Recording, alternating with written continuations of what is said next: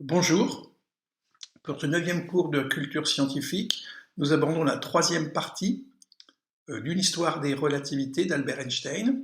La première partie était une présentation, la deuxième partie était autour de la relativité restreinte et maintenant nous allons aborder la relativité générale. La relativité générale ou théorie de la gravitation en 1915 d'Albert Einstein.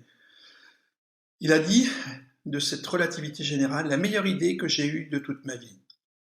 Donc, il y avait bien sûr, avant Albert Einstein, il y a eu Isaac Newton au XVIIe siècle, ce livre de 1687, les Principia, dans lequel il nous laissait sa mécanique classique, la loi de la gravitation universelle. Donc F égale grand G, grand M, petit m sur R2. On prend l'exemple de la masse du Soleil, grand M, la masse de la Terre, petit m, et la distance Soleil-Terre, petit r. Eh bien, maintenant, cette force que nous laisse Isaac Newton lui-même, dans son deuxième grand livre Optics paru en 1703, nous dit qu'un corps puisse agir sur un autre à distance et à travers le vide, sans la médiation de quelque chose d'autre par quoi cette action soit transmise, est une absurdité si grande que je ne crois qu'aucun homme, tant soit peu compétent en matière de philosophie, ne pourra jamais tomber dans cette erreur. Donc, en fait, ce qu'il a fait, c'est qu'il a fait des mathématiques très brillantes, le calcul différentiel intégral, la loi de la gravitation. On peut, à partir de ces équations, déterminer les équations de Binet, les équations de trajectoire, des positions autour des trajectoires autour du Soleil, des planètes.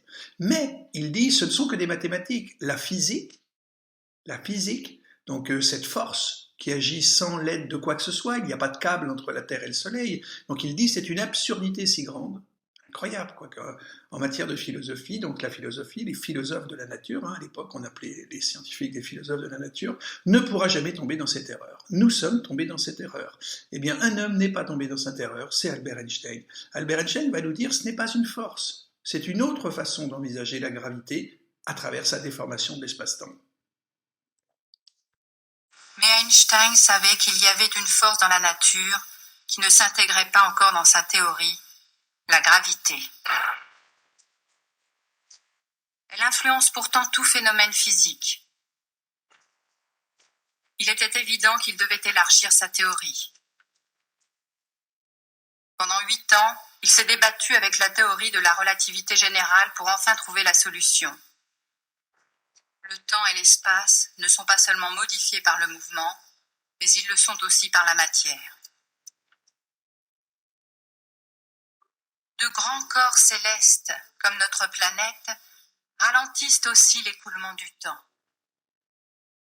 Plus nous nous approchons du centre de la Terre, plus nos horloges ralentissent. Près de la mer, le temps s'écoule plus lentement qu'au sommet d'une montagne. Au sol, plus lentement qu'en haut d'une tour. Même entre la tête et les pieds, il y a encore une petite différence. Et à 25 000 km d'altitude, la différence de temps avec le sol est si importante qu'elle doit être prise en compte par les satellites de positionnement GPS. Sans cette correction, le calcul de la position à la surface de la Terre serait erroné. Étant donné que la matière influence aussi l'espace, les longueurs des corps changent quand ils s'approchent de corps célestes.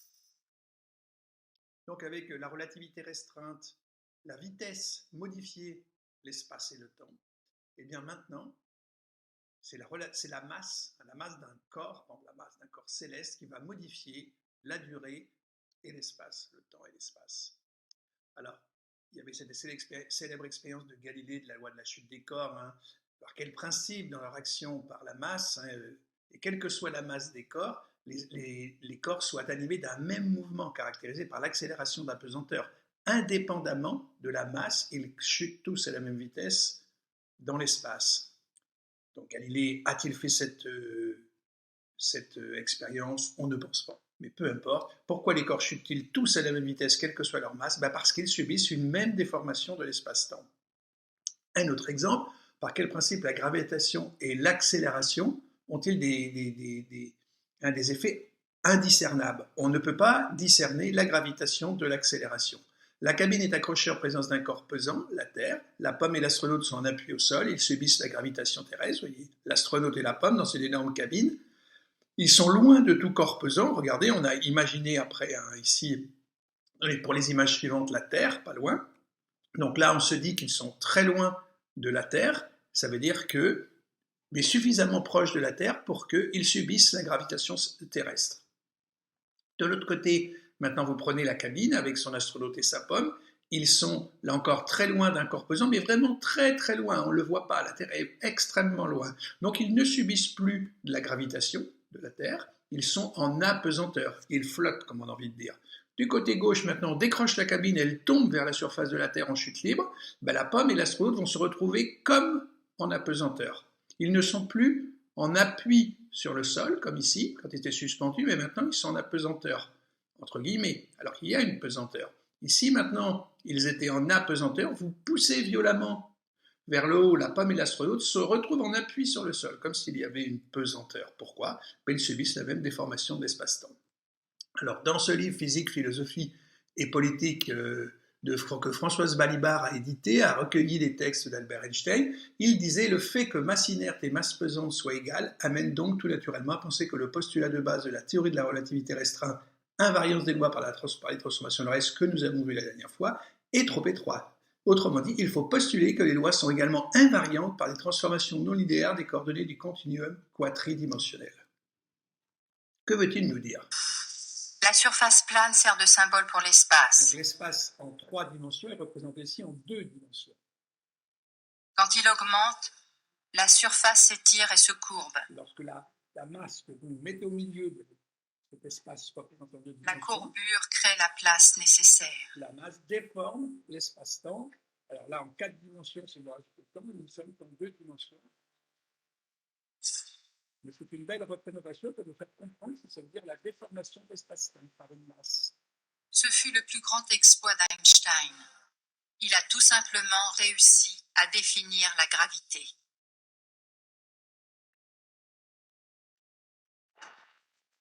En d'autres termes, lorsque nous tombons, il n'y a pas de fil invisible qui nous tire vers le bas.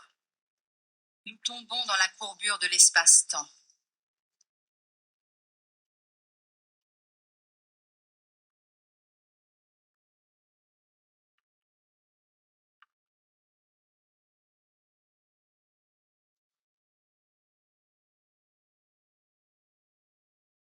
On peut à présent comprendre que l'orbite du satellite GPS autour de la Terre soit un mouvement influencé par la courbure de l'espace. Le puits gravitationnel lui impose une trajectoire en orbite.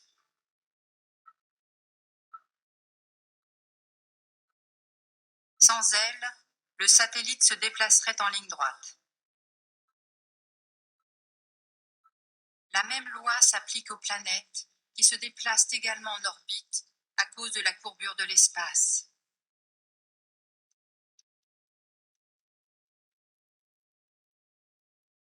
Donc on comprend bien pourquoi on emploie le mot puits gravitationnel. C'est comme un puits, la masse déforme l'espace-temps, crée un puits, attention, en 4 dimensions. L'espace-temps, déjà en espace, 3 dimensions dans l'espace, c'est difficile de nous représenter. On a pu vous le montrer que sur 2 dimensions. Et maintenant, on comprend enfin un phénomène qui nous posait problème, c'est pourquoi les planètes sont suspendues comme ça et qui tournent autour du Soleil. Mais pourquoi ? Il nous trouve une explication. Donc c'est maintenant une interprétation géométrique de la gravitation.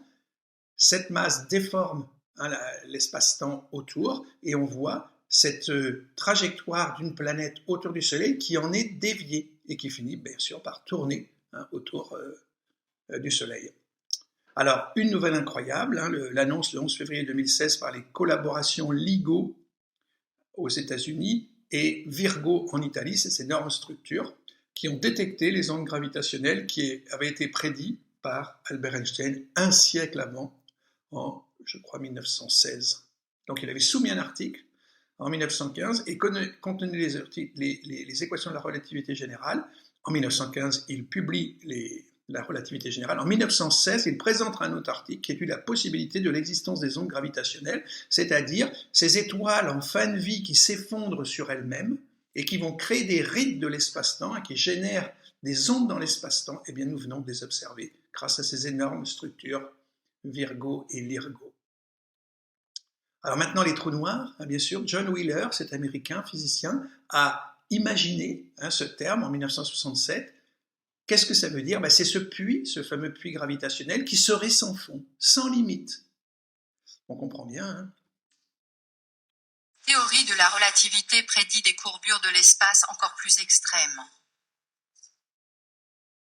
Quand à la fin de son cycle de vie, une étoile s'effondre sur elle-même ou implose sous l'énorme pression de sa propre gravité, elle courbe l'espace-temps de manière si intense qu'une partie d'elle-même s'isole du monde extérieur. Plus aucune lumière ne s'échappe du puits gravitationnel ainsi créé, et l'étoile devient invisible. C'est ce qu'on appelle un trou noir.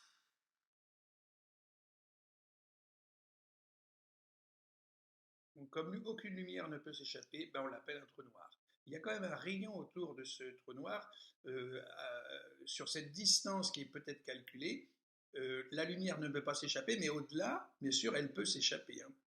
Donc, est-ce qu'il dévore tout? Pas exactement, un trou noir. Le physicien Hawking, Stephen Hawking, qui vient de décéder, a prédit l'émission d'un infime rayonnement provenant d'un trou noir, la radiation de Hawking, qui découle des lois de la mécanique quantique. Donc là, c'est autre chose.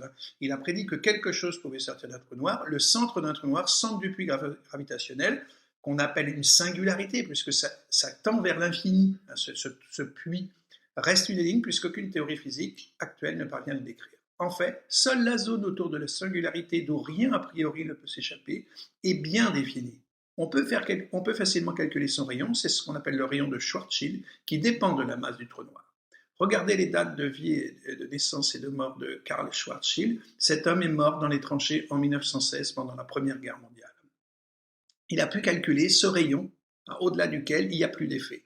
Si la masse du trou noir équivaut à 10 fois la masse du Soleil, il n'est que de 30 km. Ainsi, à une distance de 1000 km, un observateur ressentirait les effets du trou noir, mais ne tomberait pas dedans. À 10 000 km, il ne s'apercevrait de rien. Voilà ce formidable calcul de Schwarzschild. La relativité générale, c'est un calcul tensoriel, les grosses matrices, les tenseurs, donc c'est d'un haut niveau en mathématiques. Ce n'est pas comme la relativité restreinte qui était accessible. Il suffisait de connaître le théorème de Pythagore pour comprendre la démonstration de la relativité restreinte. Première confirmation de la théorie de la relativité générale en 1915, c'est la précession du périhélie de Mercure prédit par la relativité générale. Qu'est-ce que veut dire cette précession, ce petit angle, 43 secondes par siècle? Eh bien, Mercure, c'est la planète qui est toute petite, la plus proche du Soleil. Sa trajectoire est perturbée par l'énorme Soleil qui est proche. Et il se passe un phénomène que l'on a observé, c'est le périhélie, qui est le point le plus proche du Soleil de sa trajectoire autour du Soleil, Mercure, et le point le plus loin s'appelle l'aphélie. Le périhélie présente une caractéristique, c'est que son ellipse bouge dans le plan de l'écliptique, on dit le plan de rotation de la planète, et on voit qu'il y a un petit angle ici, on va trouver au cours du temps une variation de la position du périhélie. Eh bien, Albert Einstein va appliquer sa relativité générale à ce problème et va sortir ces 43 secondes par siècle de cette théorie, alors que Newton n'avait pas prédit. Donc là, c'est le grand triomphe de la relativité générale.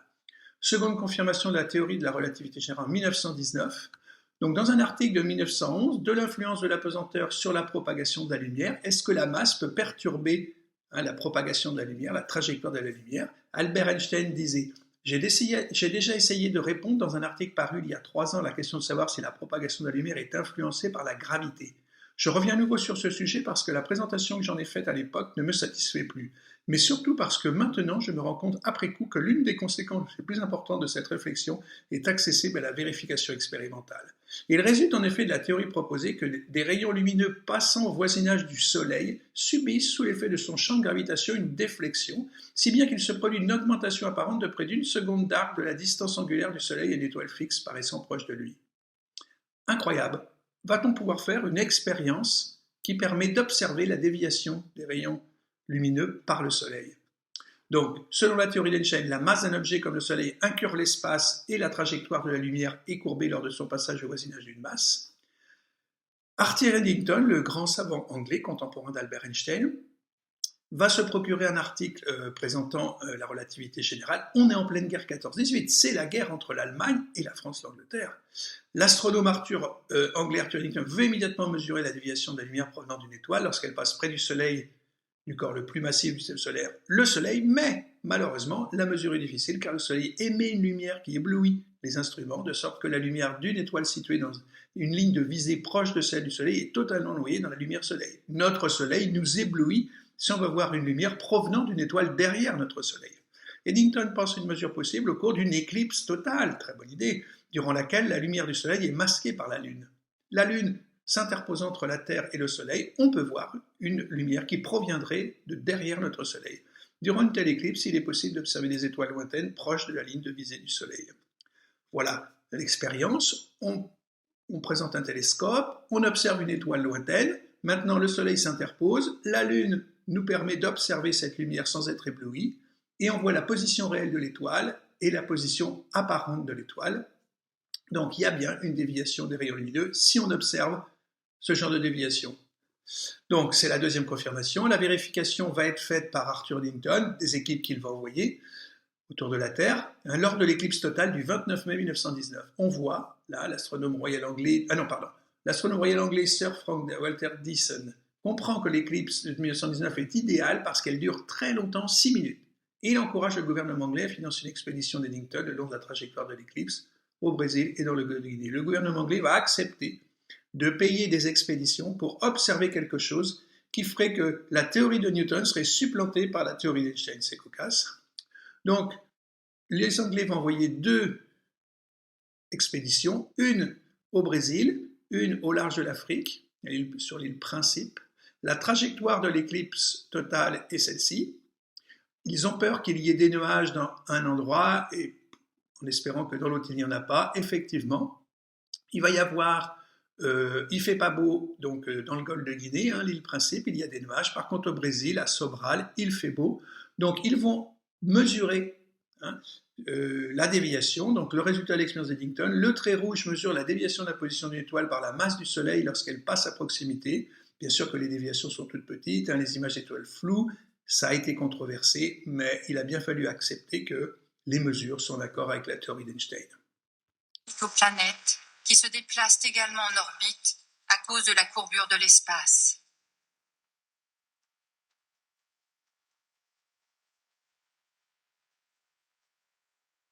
On a pu obtenir la preuve décisive de la courbure de l'espace en 1919 lors d'une éclipse du Soleil. Quand la Lune cache le Soleil, les étoiles derrière lui sont visibles pendant quelques minutes. On peut ainsi mesurer leur position. Et effectivement, les étoiles près du Soleil étaient légèrement décalées. Près de la masse du Soleil, la lumière est déviée et se déplace sur une trajectoire courbe.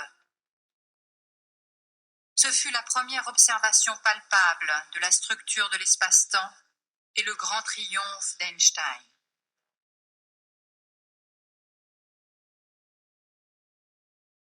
Le 6 novembre 1919, Arthur Eddington intervient à la Royal Society à Londres devant les savants anglais. C'est le triomphe de la théorie d'Einstein. Évidemment, la théorie einsteinienne supplante la théorie newtonienne. Un Anglais, Newton, un Allemand, Albert Einstein, sorti de la guerre 14-18, ce n'est pas simple. La théorie newtonienne n'est pas fausse, elle a un domaine de validité, donc lorsqu'il y a des faibles distances à l'échelle de notre univers, des masses réduites, mais si on prend à l'échelle de l'univers des galaxies, les distances énormes, bien évidemment, il y a un problème avec la théorie newtonienne, et c'est la théorie einsteinienne qui permet de faire des prédictions. On voit même un journal anglais qui titre Einstein Theory Triumphs. Voilà. Donc, un petit peu d'épistémologie des sciences, une énigme a de tout temps fortement trouvé les chercheurs. Comment est-il possible que les mathématiques, qui sont issues de la pensée humaine indépendamment de toute expérience, s'appliquent si parfaitement aux objets de la réalité? La raison humaine peut-elle donc, sans l'aide de l'expérience, par sa seule activité pensante, découvrir des propriétés des choses réelles? C'est une question qui reste posée. La relativité générale, avec sa difficulté à appréhender ces mathématiques compliquées, le calcul tensoriel, nous permet de prédire des choses incroyables. Ce qui est incompréhensible, c'est que le monde soit compréhensible. La vie d'Albert Einstein après 1915 Donc après sa séparation de Milevand en 1914, avec qui il avait eu deux garçons, donc Albert Einstein va se remarier avec sa cousine Elsa et il va adopter ses filles. Ils vont partir assez rapidement aux États-Unis. La conférence d'Einstein à Göteborg en Suède pour la remise du prix Nobel de physique en 1921, il est enfin reconnu. Après 1905, après 1915, il faut encore attendre 6 ans après 1915 pour qu'il ait le prix Nobel en 1921 pour ses services rendus à la physique théorique et particulièrement pour sa découverte de la loi de l'effet photoélectrique.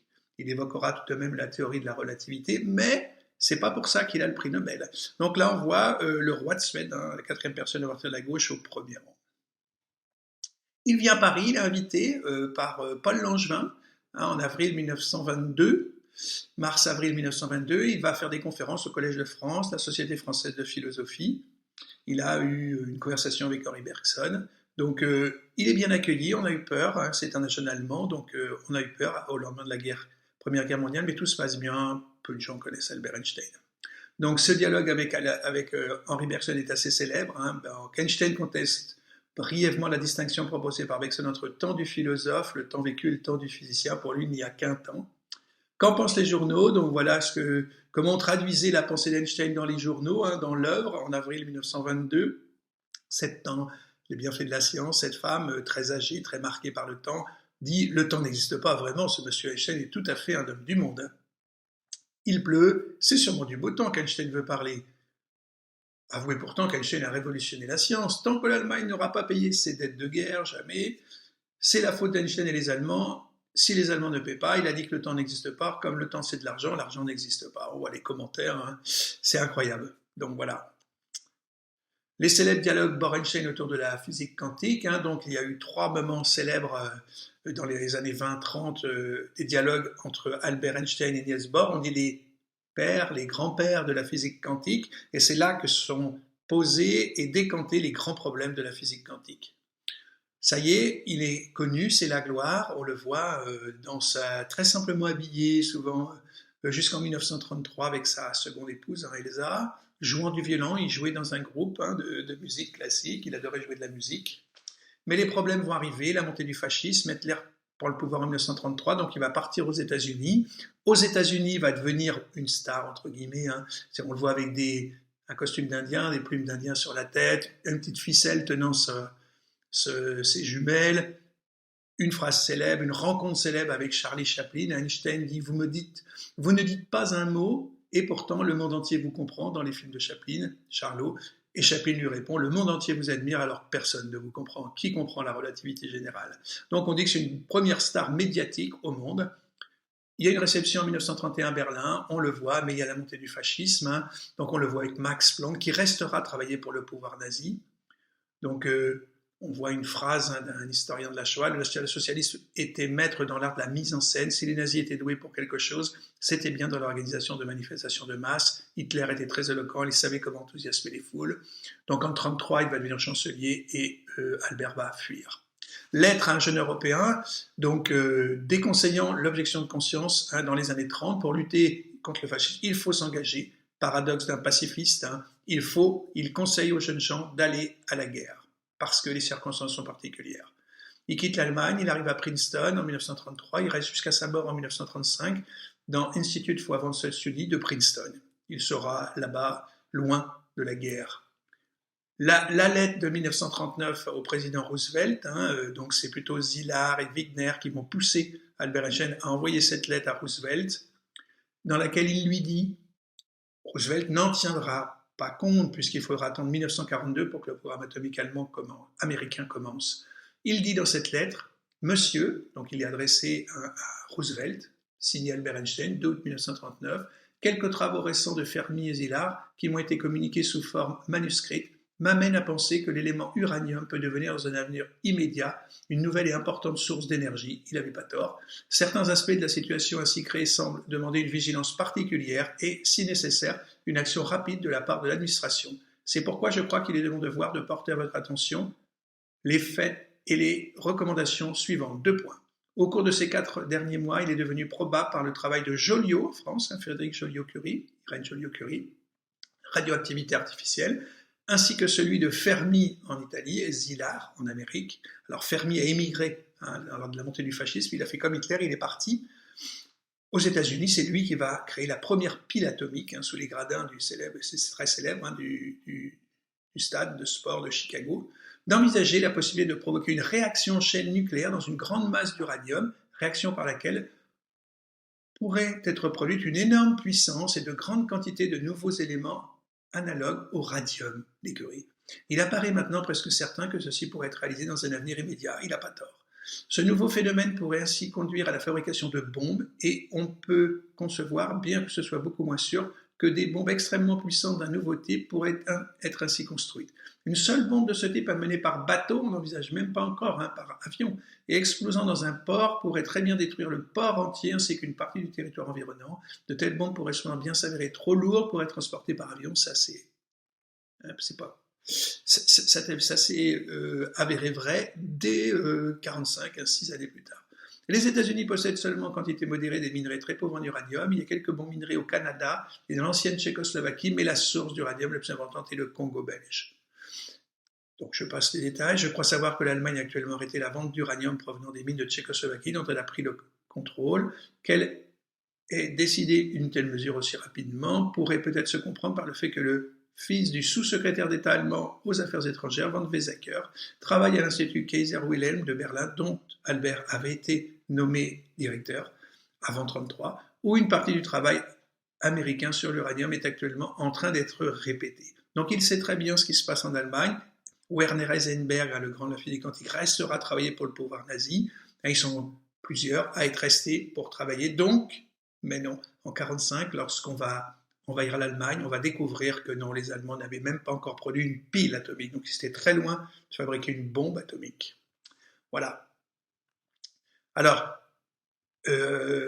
Einstein n'a pas joué de rôle. Au cours de la Seconde Guerre mondiale. Il ne participera pas à l'élaboration de la bombe atomique à Los Alamos. En 1947, il va dire « Si j'avais pu savoir que les Allemands ne parviendraient pas à mettre au point la bombe atomique, je n'aurais personnellement pris aucune décision relative à celle-ci. » Il regrette cette lettre. Vu ce qui s'est passé en 1945, les 2 bombes atomiques sur Hiroshima et Nagasaki, centaines de milliers de morts, de blessés, ce n'étaient que des enfants, des femmes et des personnes âgées, les soldats, les hommes étaient à la guerre. La prise de conscience du rôle du scientifique dans la société, plus rien ne sera comme avant, après 1945. On va lui proposer la présidence de l'État d'Israël en 1952, il meurt en 1955. Incroyable, cet homme qui ne croyait pas du tout, qui s'était écarté du monde politique, les mensonges, etc. Eh bien, on va lui proposer la présidence d'un État. Il refusera. Un dernier appel avec Russell, l'appel Russell-Einstein en 1955, il meurt en 1955. Va-t-on condamner la race humaine ou bien l'humanité doit-elle renoncer à la guerre? Eh bien non, elle n'a pas renoncé à la guerre, nous sommes toujours en guerre. Regardez les signataires, nous avons un Français, Joliot-Curie, Frédéric Joliot-Curie. L'hommage de Niels Bohr à son ami Albert Einstein, ils ont été très proches toute leur vie. Niels Bohr va décéder en 1962. L'humanité sera toujours reconnaissante à Einstein d'avoir supprimé les obstacles à notre vision qui étaient impliqués dans les notions primitives d'un espace et d'un temps absolu. Et oui, il va passer du temps et l'espace absolu à quelque chose de relatif. Il nous a donné une image du monde dont l'unité et l'harmonie surpassent les rêves les plus audacieux du passé. Il meurt en 1955, beaucoup de citations lui sont attribuées, une qui est toujours d'actualité, 2 choses sont infinies, l'univers et la bêtise humaine. Mais en ce qui concerne l'univers, je n'en ai pas encore acquis la certitude absolue. Je vous remercie. Au revoir.